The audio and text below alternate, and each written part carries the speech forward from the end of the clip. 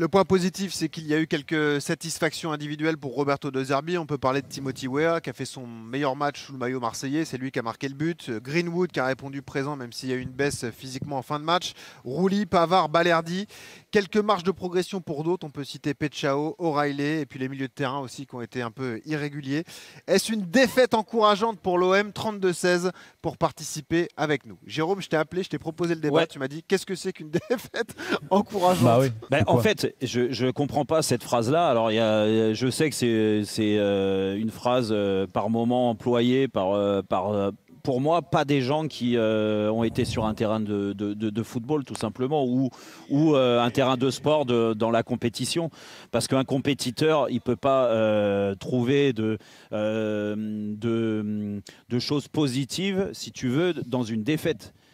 Et le principal, la problématique d'un match de football à l'extérieur, en Ligue des Champions, même face à l'ogre Real Madrid, c'est d'essayer d'avoir un résultat positif. Un résultat positif, c'est soit un match nul, soit une victoire, on est d'accord. Donc là, c'est une défaite. Donc, il n'y a rien d'encourageant quand tu perds. Tu perds. Donc, tu perds face à un des cadors européens. Peu importe. Quand même. Mais après, en effet, il y a une façon de perdre. Mais moi, je ne suis pas surpris, et on en a parlé hier, ça tombe bien.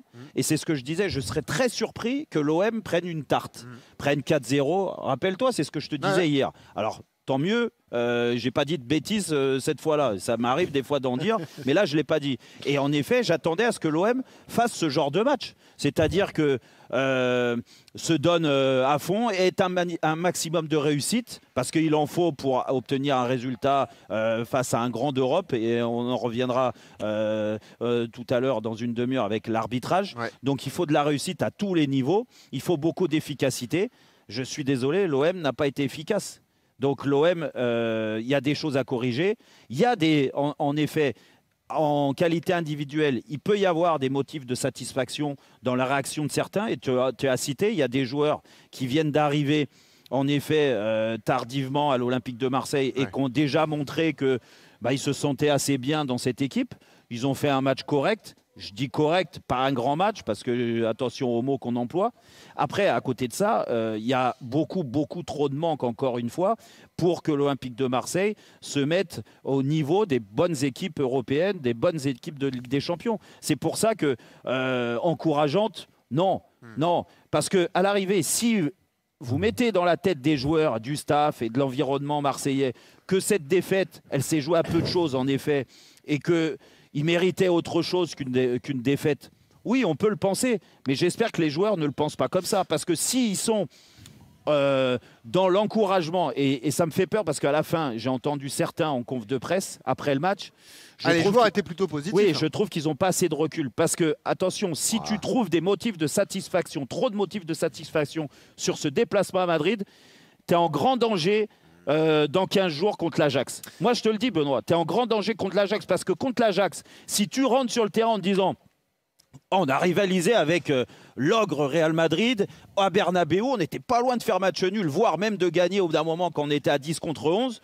Bon, contre l'Ajax, ça va rouler. Et là, c'est là que tu te fais rouler dessus. Ouais. Donc attention à cette satisfaction. Moi, je trouve qu'il y a eu des choses qui ont été cohérentes sur le match, mais il y a aussi des insuffisances, et ça, on va revenir dessus. Je laisse parler Jean-Pierre et Manu. Manu aussi voulait me sauter dessus pour la défaite encourageante. C'est comme les fautes intelligentes, c'est la même chose. Ou les expected goals, tu vois, tu y arrives, mais tu y es presque, mais tu y es pas en fait. Donc, défaite encourageante, moi, je sais pas ce que ça veut dire. Ce d'autant plus que si vraiment tu prends du recul et tu analyses le match, si on résume simplement le match sur le scandale du penalty, c'est pas la peine d'analyser le match en fait. La première demi-heure, les Marseillais prennent le bouillon. S'ils en prennent 3, il n'y a rien à dire. Derrière, ils marquent sur leur première sortie de balle face à une défense extrêmement fébrile du côté du Real Madrid. En deuxième période, ils seront bien meilleurs en termes de densité, notamment sur le plan défensif, mais ils ne jouent quasiment plus sur le plan offensif. Et ce d'autant plus que lorsque tu as 11 contre 10, tu devrais justement espérer créer un exploit en sachant que dès le départ, tout le monde te mettait perdant. Tu es en train de partager le point du match nul. D'un seul coup, ça bascule du mauvais côté avec ce penalty. Et derrière, tu t'essayes de jeter en fait ton va-tout dans les 15 dernières minutes en essayant justement de recoller, d'arracher le point du match nul. Donc Non, sincèrement, je trouve qu'il y a des regrets à avoir dans ce match-là. C'est plus ça qui me laisse l'impression que de dire que c'est une défaite intéressante dans la mesure où même De Zerbi, je trouve qu'il s'est planté dans son coaching. C'est là où, bizarrement, à 11 contre 10, il décide de faire des changements de joueurs en plus qui tenaient bien la route sur le terrain. Tu décides de les faire sortir. Est-ce qu'ils étaient fatigués? Je n'en sais rien, mais j'avais pas un sentiment qu'ils étaient fatigués dans la mesure où ils prenaient justement de plus en plus le pas et la mesure du collectif madrilène. Donc, quelque part... cite-moi un point positif en fait. Quand même, Manu, tu as des joueurs qui ont fait des bons matchs et tu joues le Real Madrid, tu joues pas n'importe quelle équipe d'Europe. C'est ce qu'a dit Jérôme, et je suis d'accord avec lui. Tu démarres ta campagne sur à le Madrid, plan individuel. Pour moi, le meilleur match hier sur la pelouse, en tout cas du côté marseillais. C'est Balerdi. Il jouait tellement gros hier. Il avait une énorme pression sur les épaules. Il a repris son capitanat. Et franchement, hormis une ou deux prestations où il était juste, je l'ai trouvé vraiment solide. Solide comme un roc avec Pavard. Les deux, je les ai vraiment trouvés vraiment bons, tu vois, dans la défense. Après, Rulli, même s'il a fait X parades, c'était surtout des ballons qui étaient sur lui. C'est la première parade qu'il fait avec son épaule sur Mbappé, mais sinon, il est bien meilleur avec les mains qu'avec les pieds. Derrière, sincèrement, je me dis, mais en termes de créativité, qu'est-ce qu'ont proposé les Marseillais? Quasiment rien. Je suis pas dur, je suis réaliste. Non, je suis réaliste. Tu es face à un Real de Madrid qui est à des années-lumière de cet immense club, avec des joueurs on est en début de saison, qui sont en train de se chercher.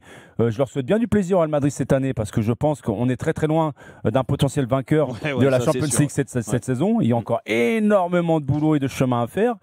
Donc tu joues contre une équipe qui est loin d'être à 100%. Toi, tu es obligé justement de te surpasser, de créer un exploit. Tu n'es pas loin de le créer contre le cours du jeu, dans la mesure où, comme je le dis, la première demi-heure, si tu en prends deux minimum, il n'y a rien à dire. Minimum, comme tu dis. Il n'y a rien à dire. JPP, est-ce que tu es un peu plus indulgent que Jérôme et Manu, toi? Non, alors moi, d'accord sur le principe de la victoire encourageante. C'est vrai que la victoire encourageante, ça n'existe pas. Parce que quoi qu'il arrive, le match, tu l'as perdu. La défaite encourageante, tu veux dire? Non, oui, voilà, la défaite encourageante. Le match, tu l'as perdu. Ces points-là, tu les oublies. Après, des points positifs, il y en a, bien évidemment, il y en a. Sur les analyses des copains, je suis d'accord que la première demi-heure, ça a été très compliqué. Mais je dois dire qu'à un moment, ils ont refait surface, ils sont montés un poil plus haut, ils ont commencé à jouer un peu plus libérés, ils se sont créés quelques situations. Mais moi, ce que je ne comprends pas, c'est que alors que tu avais quand même un Real Madrid, c'est certainement une des plus faibles équipes depuis 10 ans qu'on a vu hier. C'est triste. C'est que quand tu te retrouves à 10 contre 11 et que depuis quelques temps, tu es pas mal, tu leur poses des problèmes, tu te retrouves à 10 contre 11, et là, tu décides de reculer. Alors, est-ce que c'est... sécuriser le point du match nul, tu penses que c'est sécuriser le point du match nul, ce que je pourrais comprendre. C'est une erreur, quand même. Quand tu veux gagner la Ligue des Champions, même si tu commences, même si tu as un peu moins d'expérience qu'eux, même si tu ne joues pas chez toi, à un moment, il faut avoir un peu plus de courage, essayer de monter d'un cran, essayer d'aller gagner le match. En fait, là où je vous trouve dur, JPP, Manu et Jérôme, c'est qu'en fait, vous mettez un peu de côté le contexte autour de l'Olympique de Marseille. Là, tu as des joueurs qui viennent de débarquer, qui ne se connaissaient même pas, qui ont fait pour la plupart un seul match.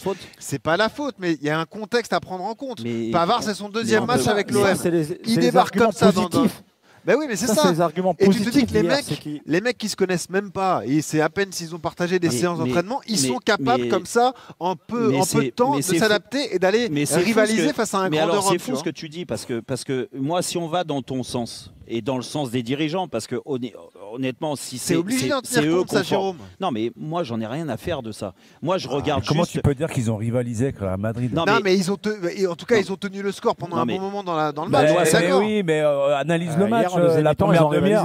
Oui, en deuxième période, mais en première période. Mais comme tu dis, il rentre un partout, c'est miraculeux. Et bien alors pourquoi tout le monde est frustré comme ça en fin de match? Parce qu'on a tous dit qu'ils étaient capables d'aller prendre. Mais la frustration, elle est où? On va en parler dans quelques minutes avec l'arbitrage et ce pénalty à la fin qui donne la victoire au Real. Mais elle est surtout, et Jean-Pierre en parlait, et même Manu, c'est que quand Carvajal il prend son carton rouge, que en effet en deuxième mi-temps, tu es beaucoup moins en danger qu'en première. Parce qu'en première, c'était heureusement qu'il y avait Jésus dans les buts, ou qu'ils n'ont pas cadré et tout ça, ou qu'ils se sont précipités, parce que sinon, comme le disait Manu, il y a 2 ou 3-0 très vite et le match, il est plié. Maintenant, ils sont dans le match. Grâce à la bonne étoile. Et qui est, là, on est d'accord. La première demi-heure, elle est très compliquée. Une fois que tu as l'étoile au-dessus de ta tête, tu joues à 11 contre 10. Franchement, est-ce que là, les regrets, la frustration, tout ce que tu veux, elle n'est pas à ce moment-là? Parce qu'à ce moment-là, normalement, tu dois prendre la mesure de cette équipe du Real qui est faible. Parce qu'il faut dire ce qui est. Elle n'est pas au niveau. Alors peut-être qu'elle le sera dans quelques mois, physiquement, mentalement, tactiquement, parce que c'est un nouveau coach. Et Kylian Mbappé a fait une interview après le match. Il était totalement dans ça. Où, voilà, le Real a tout gagné cette saison. On a géré. En gros, Kylian, il te dit on a géré. Ici, on gère contre ce genre d'équipe. Donc, c'est fou comment il parle de l'Olympique de Marseille, mais c'est la vérité. Mais on est en droit d'attendre de l'OM avec des moyens quand même importants. L'OM, c'est pas Brest. On est d'accord. Donc, avec ces moyens-là et avec les joueurs qui sont sur la pelouse, on est en droit de reconnaître que les dernières 20 minutes, ils l'ont très mal négocié. Mais ça, c'est sûr. Voilà, donc la frustration, l'énervement, le regret, elle vient peut-être de là. Mais avant cette partie-là, franchement, que tu sois un partout, c'est miraculeux. Moi, sincèrement, quand il y a eu l'expulsion, j'ai eu le sentiment, en fait, c'était du côté de l'Olympique de Marseille, qui jouait à 10 contre 11. D'un seul coup, j'avais l'impression qu'en fait, l'avantage numérique, c'est eux qui l'ont vécu comme un handicap, en fait. C'est vrai. Ouais, parce que toi, tu regrettes qu'ils ne soient pas projetés à ce moment-là et qu'ils n'aient pas eu cette envie d'aller gagner. À 10 contre 11, ils ne nous inquiètent pas trop. On est bien sur le plan défensif, on est bien structuré. Donc, on va aller petit à petit vers la fin du match en sécurisant ce point du match nul. Encore une fois, mets-toi à la place des Marseillais, de De Zerbi et des joueurs. Tu es sur la pelouse du Bernabéu. Tu es en train de faire un partout. Il te reste 20 minutes à jouer. Il y a carton rouge pour Carvaral. C'est facile, en fait. Devant la télé, c'est facile de se dire ok, ils vont tout faire pour aller gagner. Quand tu es sur le terrain, tu dis si je pars avec un point de Bernabéu, je serais très content. Il a dit JP. C'est quand même une des plus mauvaises équipes du Real Madrid sur la dernière décennie. On est en début de saison en plus. Ça reste le Real, les gars. Mais ça reste peut-être le Real.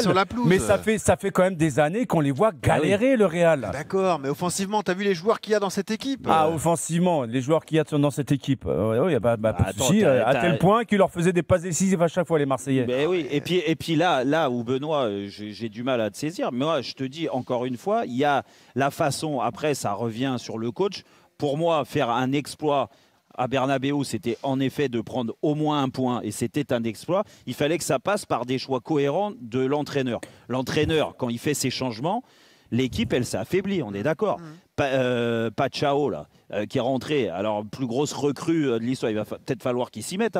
Mais Jérôme, non, mais moi je ne veux pas lui tomber dessus. Mais il vient d'arriver, il est rentré en cours de jeu. Le week-end dernier, là, il vient de rentrer aussi, il rentre à Madrid. Quand tu le prends, non mais c'est une façon de prendre le ballon, de toucher le ballon, de jouer avec tes partenaires. Moi je trouve que c'est largement insuffisant. Alors après, il revient de blessure, l'adaptation. Voilà, je ne vais pas te dire qu'il est bidon. Je dis juste que quand tu décides à la 66e minute de le faire rentrer lui avec Vermeuren à la place de Kondogbia qui était totalement dans son match aussi, tu as déséquilibré un peu ton équipe. Et comme par hasard, derrière, ça a donné une dernière 20 minutes ou une dernière demi-heure, petite demi-heure, où tu n'as pas vu grand-chose. Alors que là, il y avait l'occasion de faire. Mais Benoît, à titre de comparaison, sur la même soirée hier, tu as quand même 2 exploits incroyables. Saint-Gilloise, Union Saint-Gilloise, qui vient de nulle part, et Karabakh qui va gagner à Benfica après avoir perdu 2-0. Mais t'affrontes pas le Real à Madrid, Manu. Mais Benfica, qui est un immense club européen, qui gagne 2-0 à domicile et qui perd 3-2. Manu, arrête. Non, mais ne dis pas ça, Benoît. Mais surtout tous les tu trois. Tu te focalises sur un Real Madrid qui est loin de son passé. Mais ça reste le Real, Manu. Mais il n'y a pas de souci, il y a le contexte du Real Madrid. Jérôme, JPP, Manu, vous l'avez vécu. Mais Benoît, quand tu es sur le terrain, tu le sens le truc ou tu le sens pas?